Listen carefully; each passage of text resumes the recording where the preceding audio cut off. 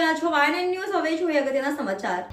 National highway 8 પર આવેલી L&T energy hydrocarbon engineering કંપનીના સ્ટોર રૂમમાંથી 7 મહિના દરમિયાન કોઈ ઈસમ એક કરીને કમ્પ્યુટરના 42 નંગ રૂપિયા 1.26 લાખના CPU ચોરી ગયો હતો.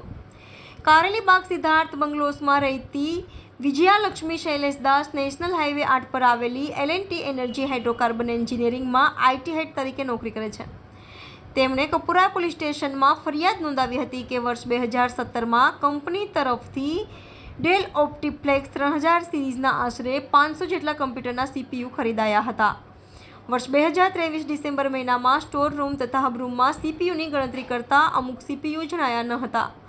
ત્યારે અમે તપાસ કરી હતી, પરંતુ કોઈ હકીકત મળી આવી ન હતી. જો કે તે બાદ અમે તપાસ ચાલુ રાખી હતી.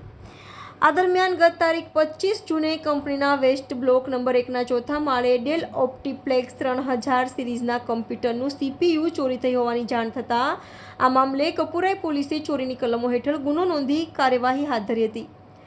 IT હેડ દ્વારા સ્ટોર રૂમ અને હબ રૂમમાં ગણતરી કરાતા જાણ થઈ. આજવા રોડની મોબાઈલની દુકાનમાંથી 13 ફોન, નેકબેન્ડ, એરપોર્ટ સહિત 18,000ની મત્તાની ચોરી આજવા રોડ સિદ્ધેશ્વર હાઇટ્સમાં રહેતા યોગેશ વિનસભાઈ જેઠવા આજવા રોડ હરી ટાઉનશીપમાં Shri Balaji electronics and mobile નામથી દુકાન ચલાવે છે. બીજા દિવસે દુકાનનું શટર ખુલ્લું છે તેવી જાણ થતાં યોગેશે દુકાને જઈ તપાસ કરતા દુકાનનો સામાન અસ્તવ્યસ્ત હતો. તસ્કરો 13 પ્રીપેડવાળા ફોન, 3 એરપોર્ટ, 6 નેકબેન્ડ, રોકડા રૂપિયા 1500 વગેરે મળી કુલે રૂપિયા 18,000ની મત્તા ચોરી ગયા હતા. રિપોર્ટર રાહુલ રાજપૂત, વાયન news, Vadodara.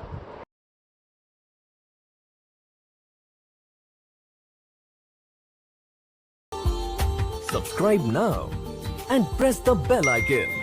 Never miss an update.